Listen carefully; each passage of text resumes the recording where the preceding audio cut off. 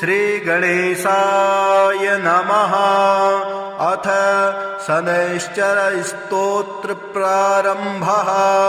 अस्य श्री शनैश्चरस्तोत्र महामन्त्रस्य काश्यप ऋषिः अनुष्टुप् छन्दः। श्री शनैश्चरो देवता संबीजं नम शक्तिः मम कीलकं शनैश्चर प्रसाद सिद्ध्यर्थे जपे विनियोगः करन्यासः। शनैश्चराय अंगुष्ठाभ्यां नमः। मंदगतये तर्जनीभ्यां नमः। अधोक्षजाय मध्यमाभ्यां नमः। सौराय अनामिकाभ्यां नमः। शुष्कोदराय कनिष्ठिकाभ्यां नमः। छायात्मजाय करतलकरपिष्टाभ्यां नमः। अंगन्यासः। शनैश्चराय हृदयाय नमः। मंदगतये शीर्षे स्वाहा। अथोक्षजाय शिखायै वसट। सौराय कवचाय हुं।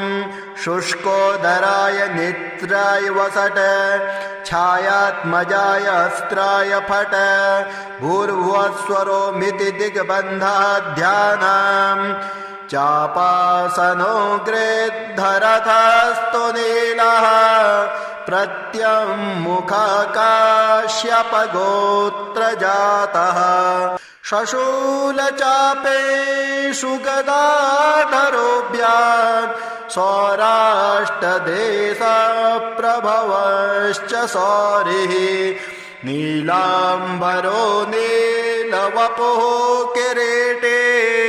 गृध्रासनस्थो विकृताननश्च। केयूरहारादिविभूषिताङ्गः। सदास्तु मे मन्दगते प्रसन्नः। शनैश्चराय शान्ताय सर्वाभीष्टप्रदायिने नमः। सर्वात्मने तुभ्यं नमो नीलाम्बराय च। द्वादशाष्टमजन्मानि द्वितीयान्तेषु राशिषु। ये ये मे संगता दोषाः सर्वे नश्यन्तु वै प्रभो। सूत उवाच शृणुध्वं मुनयः सर्वे शनिपीडाहरं शुभं। शनिप्रीतिकरं स्तोत्रं सर्वाभीष्टफलप्रदम्। पुरा कैलासशिखरे पार्वत्यै शङ्करेण च उपदिष्टं शनिस्तोत्रं प्रवक्ष्यामि तपोधना। रघुवंशेति विख्यातो राजा दशरथः प्रभु। बभूव चक्रवर्ती च सप्तद्वीपाधिपो बली। कृतिकान्ते शनौ याते दैवज्ञैर्ज्ञापितो हि सः। रोहिणी शकटं भित्त्वा शनिर्यास्यति साम्प्रतम्। इत्थं शकटभेदेन सुरासुरभयङ्करम्। द्वादशाब्दं तु दुर्भिक्षं भविष्यन्ति सुदारुणम्। देशाश्च नगरग्रामः भयभीता समन्ततः। ब्रुवन्ति सर्वलोकानां भयमेतत् समागतम्। एवमुक्तास्ततो वाक्यं मन्त्रिभिः सह पार्थिवः। व्याकुलं तु जगद्दृष्ट्वा पौरजानपदादिकं। प्रपच्छ प्रयतो राजा वसिष्ठ प्रमुखान् ऋषीन्। समाधानं किमस्यास्ति ब्रूत मे मुनिसत्तमाः। प्रजानां परिरक्षायै सर्वज्ञा सर्वदर्शिनः तच्छ्रुत्वा मुनयः सर्वे प्रोचुरस्य बलं महत् शनैश्चरेण सकटे तस्मिन् भिन्ने कुतः प्रजा अयं योगो ह्यसाध्यं तु शक्रब्रह्मादिभिस्तथा शतो सञ्चित्य मनसा सहसा पुरुरर्षभः समादाय धनुर्दिव्यं दिव्यायुधसमन्वितं रथमारुह्य वेगेन गतो नक्षत्रमण्डलं शपादयोजनं लक्ष्यं सूर्यस्योपरि संस्थितं रोहिणी पृष्ठतः स्थाप्य राजा दशरथस्तदा रथे तु काञ्चने दिव्ये सर्वरत्नविभूषिते हंसवर्णहयैर्युक्ते महाकेतु समुच्छिते दीप्यमानो महारक्ता किरीटकटकादिभिः दीप्यमानो महारक्ता किरीटकटकादिभिः बभ्रानसा तदाकाशे द्वितीय इव भास्कर अकारणचूर्णचापेन संहारस्त्रं न्ययोजयत् संहारस्त्रं सनिर्दृष्ट्वा सुरासुरभयङ्करं कृतिकान्ते तदा स्थित्वा प्रविशन् किल रोहिणीं दृष्ट्वा दशरथं चाग्रे ततस्तौ सभ्रुकुटी मुखः हसित्वा तभ्ययात् स्वरे हृदं वचनमब्रवीत् पौरुषं तव राजेन्द्र सुरासुरभयङ्करं देवासुरमनुष्याश्च सिद्धविद्याधरोरगाः मयावलोकिताः सर्वे दैन्यमासो व्रजन्ति ते तुष्टोऽहं तव राजेन्द्र तपसा पौरुषेण च वरं ब्रूहि प्रदास्यामि मनसा यदभीप्सितं दशरथ उवाच प्रसादं कुरु मे सौरे वरदो यदि मे स्थितः अद्य प्रभृति मे राष्ट्रे प्रीडा कार्या न कस्यचित् रोहिणी भेदयित्वा तो न गतव्यं त्वया सने सरितः सागरा सर्वे यावच्चन्द्रार्कमेदिनी द्वादशाब्दं तु दुर्भिक्षं न कदाचित् भविष्यति याचित्तं तु मया सौरे नान्यमिच्छाम्यहं वरम् एवमस्त्विति सुप्रीतो वरं प्रादातु शाश्वतम् कीर्तिरेषा त्वदीया च त्रैलोक्ये सम्भविष्यते प्राप्य चैनं वरं राजा कृतकृतो भवत्तदा एवं वरं तु सम्प्राप्य दृष्टरोमा स पार्थिवः रथोपस्थे धनुस्थाप्य भूत्वा चैव कृताञ्जलिः ध्यात्वा सरस्वते देवे गणनाथं विनायकं राजा दशरथस्तोत्रं सौरेरिमदथाकरोत् अथ स्तोत्रं दशरथ उवाच नमः कृष्णाय नीलाय शिखिकण्ठनिभाय च नमो नीलमुखाब्जाय नीलोत्पतनिभाय च नमो निर्मांसदेहाय दीर्घसमश्रुजटाय च नमो विशालनेत्राय शुष्कोदरभयानक नमः पुरुषनेत्राय स्थूलरोणे नमो नमः नमो नित्यं क्षुधार्थाय अतृप्ताय नमो नमः नमो दीर्घाय शुष्काय कालदृष्टाय ते नमः नमस्ते घोररूपाय दुर्निरीक्षाय ते नमः नमो घोराय रौद्राय भीषणाय करालिने नमस्ते सर्वभक्षाय वलिमुख नमोऽस्तु ते सूर्यपुत्र नमस्तेस्तु भास्करो भयदायिने अधोष्ठे नमस्तेस्तु संवर्तक नमो नमः। नमो मन्दगते तुभ्यं निस्त्रिसाय नमो नमः। नमो दुस्सहदेहाय नित्ययोगरताय च ज्ञानदृष्टे नमस्तेस्तु कश्यपात्मजसूनवे। तुष्टो ददासि त्वं राज्यं क्रुद्धो हरसि तत्क्षणात्।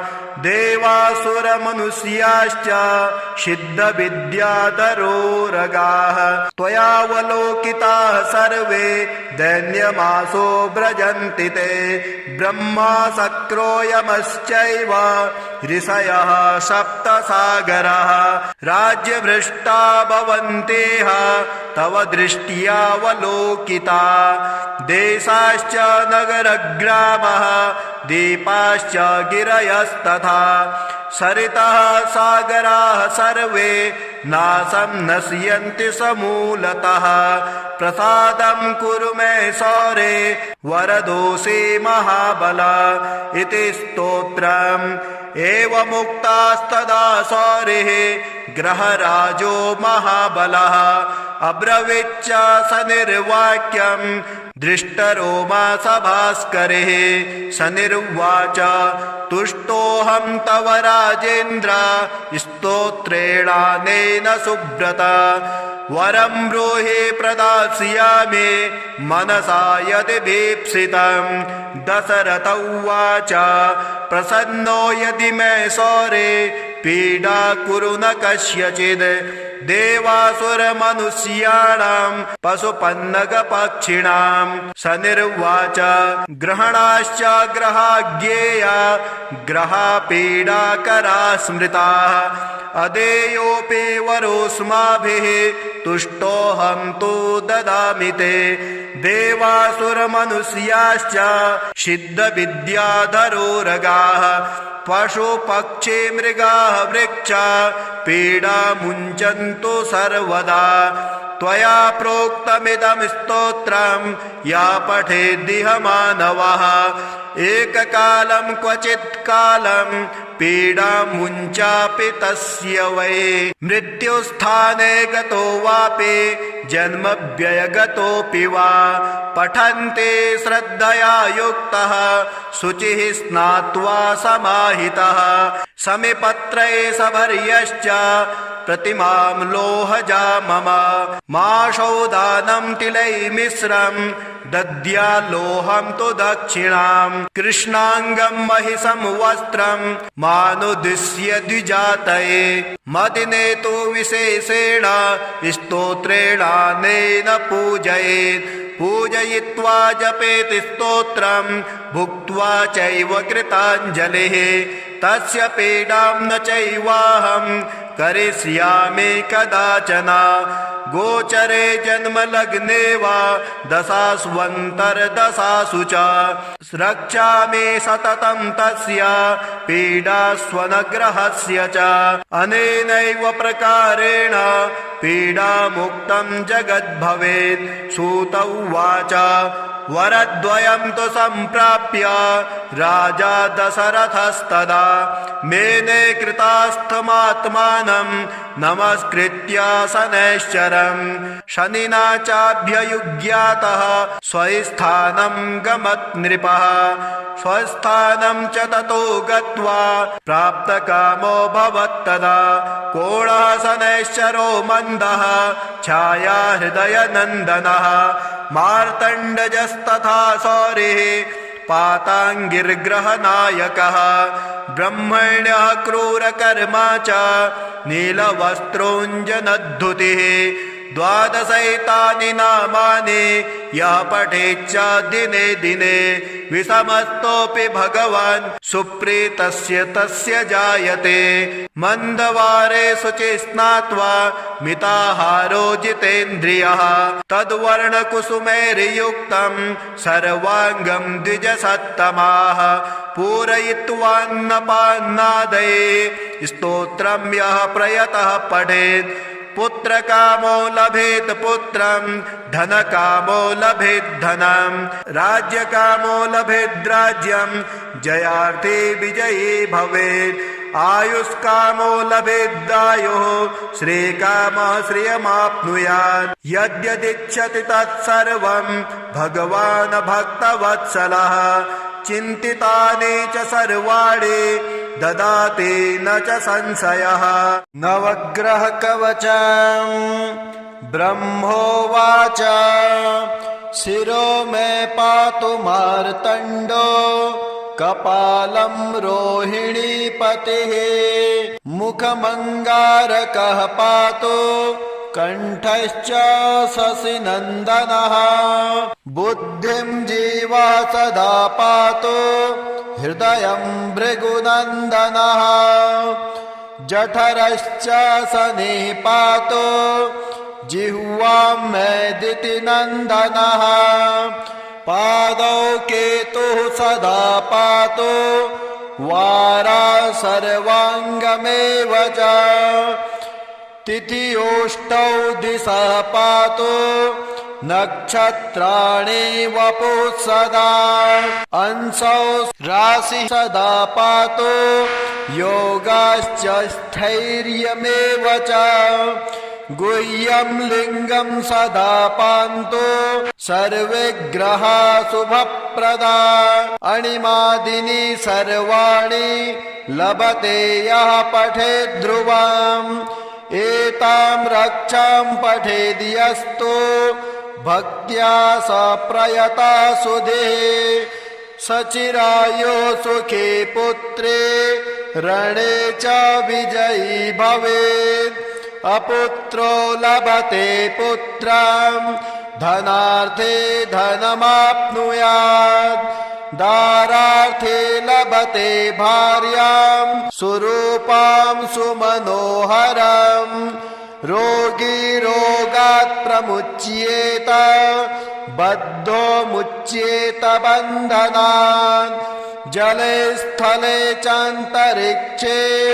कारागारे विशेषतः यः करे धारये नित्यं भयं तस्य न विद्यते ब्रह्महत्या सुरापानां तेयं गुरुवर्गनागमः सर्वपापै प्रमुच्येत कवचस्य च धारणात् नारे वामभुजे धृत्वा सुखैश्वर्यसमन्विताः काकबन्ध्या जन्मबन्ध्या मृतवत्स्या च या भवेत् वैयपत्या जीववत्स्या कवचस्य प्रसादतः नवग्रहस्तोत्रम्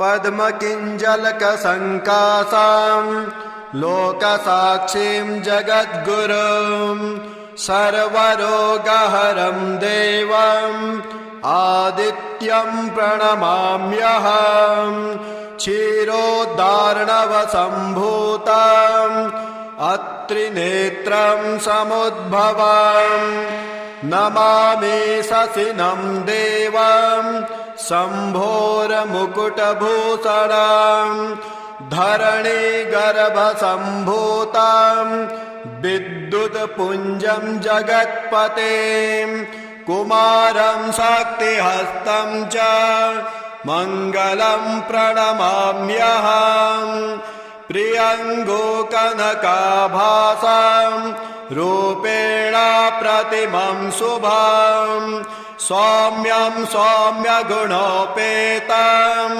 तं बुधं प्रणमाम्यहम् देवानां च ऋषीणां च गुरुकनकसन्निभां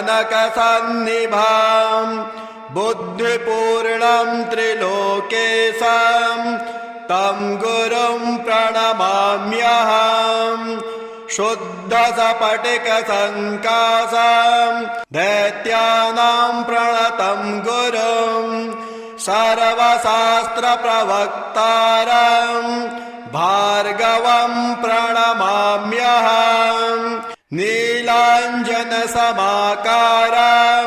रविपुत्रं महाग्रहं छायामार्तण्डसम्भूतं तं नमामि शनैश्चरम् अर्धकायं महावीर्यं चन्द्रभास्करमर्दनम् सिंहिकागर्भसम्भूतं तं राहुं प्रणमाम्यहम् पलालधूम्रसङ्काशं तारकग्रहमस्तकम् रौद्रं रौद्रतरं घोरं तं केतुं प्रणमाम्यहम् कल्याणानि नभोमणिः सुललितं कीर्तिकलानां निधिं शौर्यं क्षमातनयः बुधश्च बुधतां जीवश्चिरञ्जीवितां साम्राज्यं भृगुयोर्कजो विजयितां राहुं बहुकर्षतां केतुर्यच्छतु वाञ्छितं मम फलं सर्वे ग्रहा सादराः न्यूनातिरिक्ता न्यपरिस्फुटानि कर्माणि यानि मया कृतानि सर्वाणि चेतानि मम क्षमध्वं प्रयातु तुष्टा पुनरागमाय अन्यथा शरणं न्यास्ते योऽयं मे शरणं सदा तस्मात् कारुण्यभावेन रक्षध्वं गृहनायक नवग्रहकवचं ब्रह्मोवाच शिरो मे पातु मार्तण्डो कपालं रोहिणीपतिः मुखमङ्गारकः पातु कण्ठश्च शशिनन्दनः बुद्धिं जीवा सदा पातु हृदयं भृगुनन्दनः जठरश्च शनिः पातु जिह्वां मेदितिनन्दनः पादौ केतुः सदा पातु वारा सर्वाङ्गमेव च तिथियोष्टौ दिशः पातु नक्षत्राणि वपुः सदा अंशौ राशि सदा पातु योगाश्च स्थैर्यमेव च गुह्यं लिङ्गं सदा पान्तु सर्वे ग्रहा शुभप्रदा अणिमादीनि सर्वाणि लभते यः पठेत् ध्रुवम् एतां रक्षां पठेद्यस्तु भक्त्या स प्रयता सुधे सचिरायो सुखे पुत्रे रणे च विजयी भवेत् अपुत्रो लभते पुत्रं धनार्थे धनमाप्नुयात् दारार्थे लभते भार्यां सुरूपां सुमनोहरम् रोगी रोगात् प्रमुच्येत बद्धो मुच्येत बन्धनात् जले स्थले चान्तरिक्षे कारागारे विशेषतः यः करे धारये नित्यं भयं तस्य न विद्यते ब्रह्महत्यासुरापानां तेयं गुरुवर्गनागमः सर्वपापै प्रमुच्येत कवचस्य च धारणात् नारे वामभुजे धृत्वा सुखैश्वर्यसमन्विताः काकबन्ध्या जन्मबन्ध्या मृतवत्स्या च या भवेत् वैयपत्या जीववत्स्या कवचस्य प्रसादतः। ॐ श्रीगणेशाय नमः। अथ शनैश्चर स्तोत्र प्रारम्भः।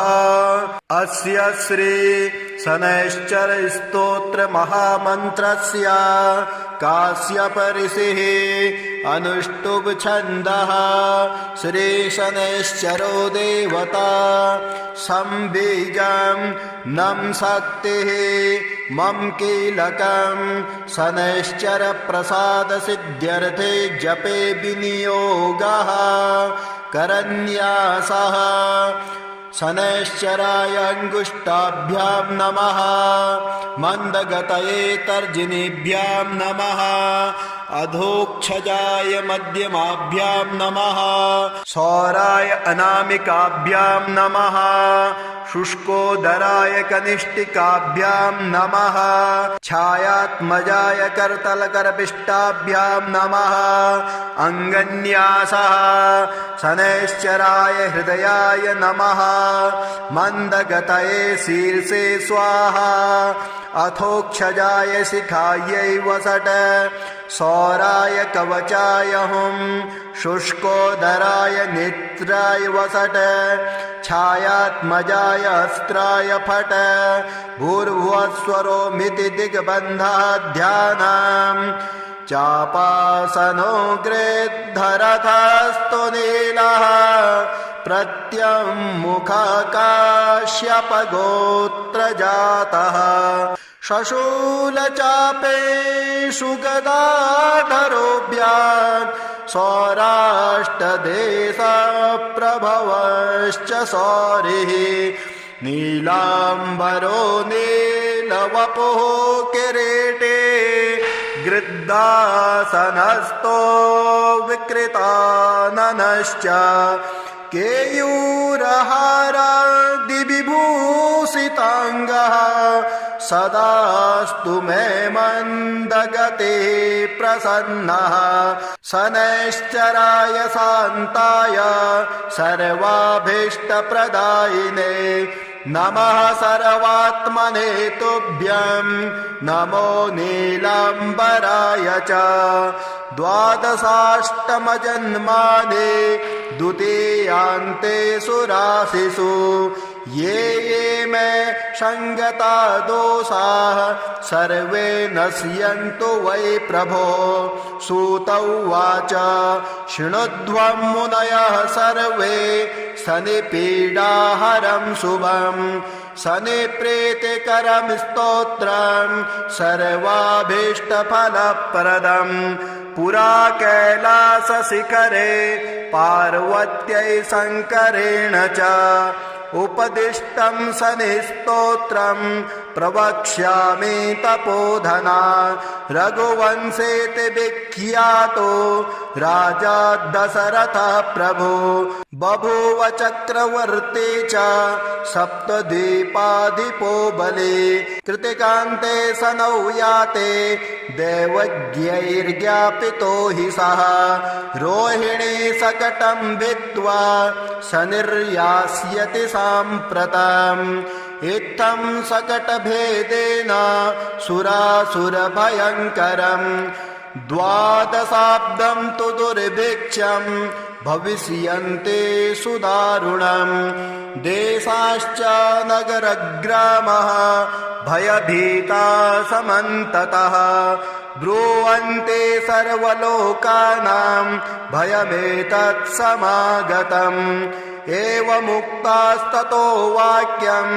मन्त्रिभिः सह पार्थिवः व्याकुलं तु जगद्दृष्ट्वा पौरजानपदादिकम् प्रपच्छ प्रयतो राजा वसिष्ठ प्रमुखान् ऋषीन् समाधानं किमस्यास्ति ब्रूत मे मुनिसत्तमाः प्रजानां परिरक्षायै सर्वज्ञा सर्वदर्शिनः तच्छ्रुत्वा मुनयः सर्वे प्रोचुरस्य बलं महत् शनैश्चरेण शकटे तस्मिन् भिन्ने कुतः प्रजा अयं योगो ह्यसाध्यं तु शक्रब्रह्मादिभिस्तथा शतो सञ्चित्य मनसा सहसा पुरुरर्षभः समादाय धनुर्दिव्यं दिव्यायुधसमन्वितं रथमारुह्य वेगेन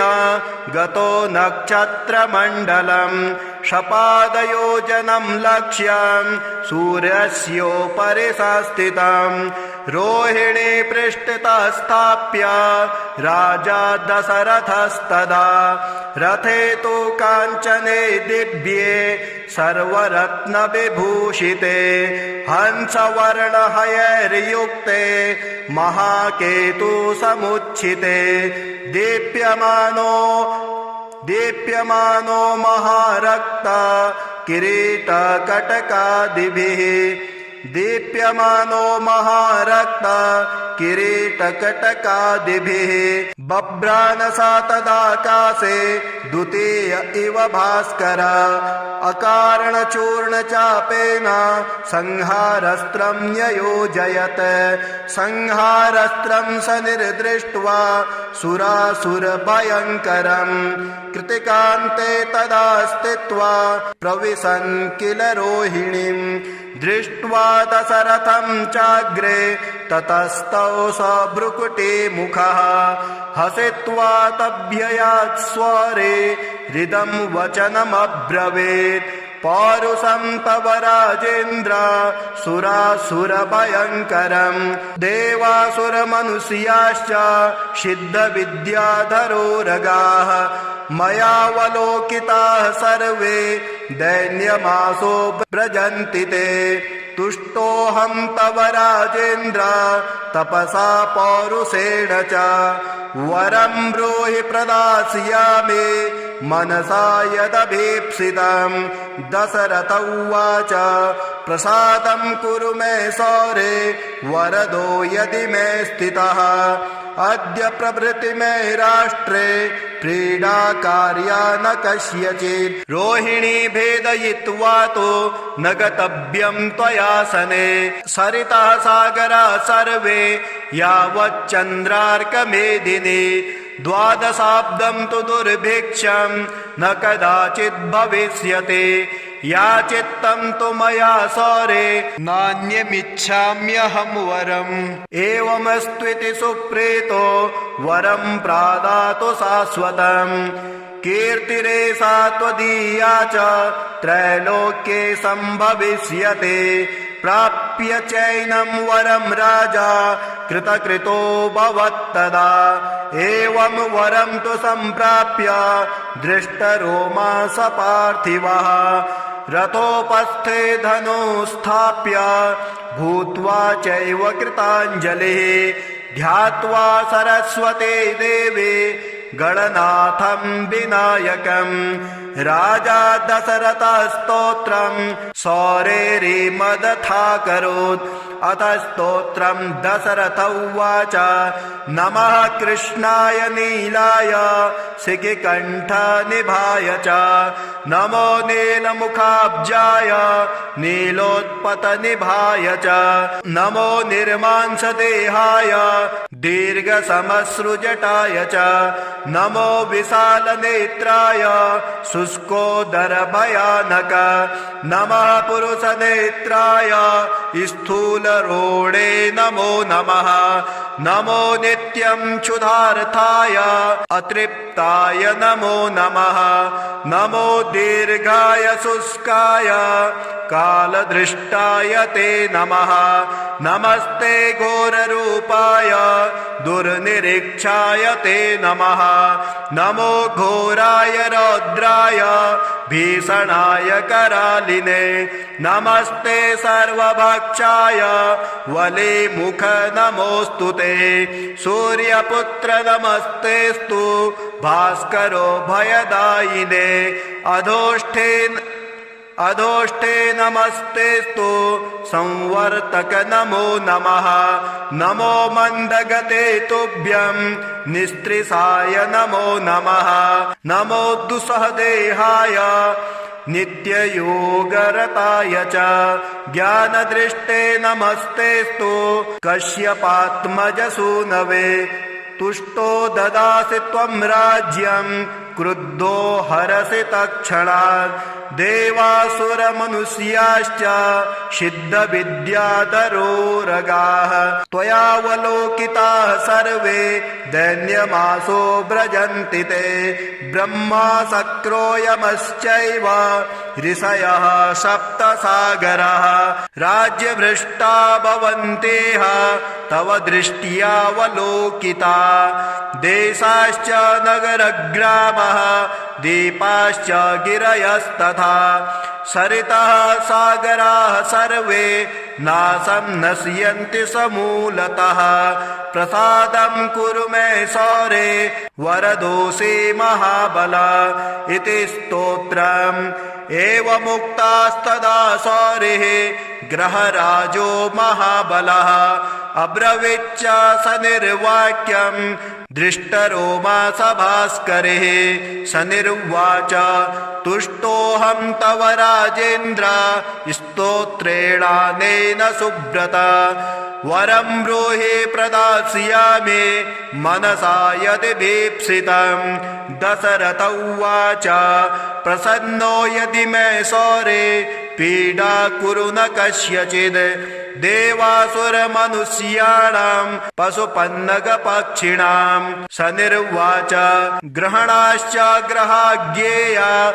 ग्रहापीडाकरा स्मृताः अदेयोऽपि वरोऽस्माभिः तुष्टोऽहं तु ददामि ते देवासुरमनुष्याश्च सिद्धविद्याधरोरगाः पशुपक्षी मृगाः वृक्षा पीडा मुञ्चन्तु सर्वदा त्वया प्रोक्तमिदं स्तोत्रं या पठेद्दिह मानवः एककालं क्वचित् कालं पीडा मुञ्चापि तस्य वै मृत्युस्थाने गतो वापि जन्मव्ययगतोऽपि वा पठन्ते श्रद्धया युक्तः शुचिः स्नात्वा समाहितः समिपत्रे सभर्यश्च प्रतिमां लोहजा मम माशौदानं तिलैर्मिश्रं दद्याल्लोहं तु दक्षिणां कृष्णाङ्गं महिषं वस्त्रं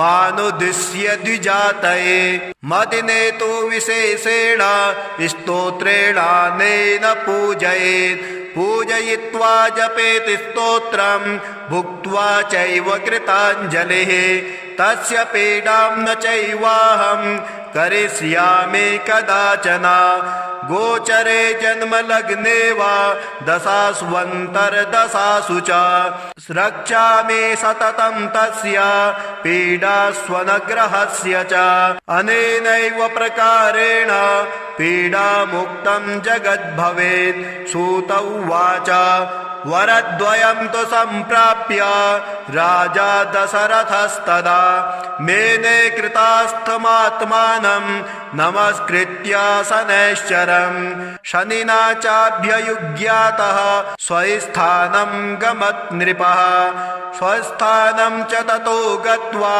प्राप्तकामो भवत्तदा कोणः शनैश्चरो मन्दः छाया हृदयनन्दनः मार्तण्डजस्तथा सौरिः पाताङ्गिर्ग्रहनायकः ब्रह्मण्यः क्रूरकर्मा च नीलवस्त्रोऽञ्जनद्धुतिः द्वादशैतानि नामानि यः पठेच्च दिने दिने विषमस्तोऽपि भगवान् सुप्रीतस्य तस्य जायते मन्दवारे शुचि स्नात्वा मिताहारो जितेन्द्रियः तद्वर्णकुसुमैर्युक्तं सर्वाङ्गं द्विजसत्तमाः पूरयित्वान्नपान्नादये स्तोत्रं यः प्रयतः पठेत् पुत्रकामो लभेत् पुत्रं धनकामो लभेत् धनं राज्यकामो लभेत् राज्यं जयार्थी विजयी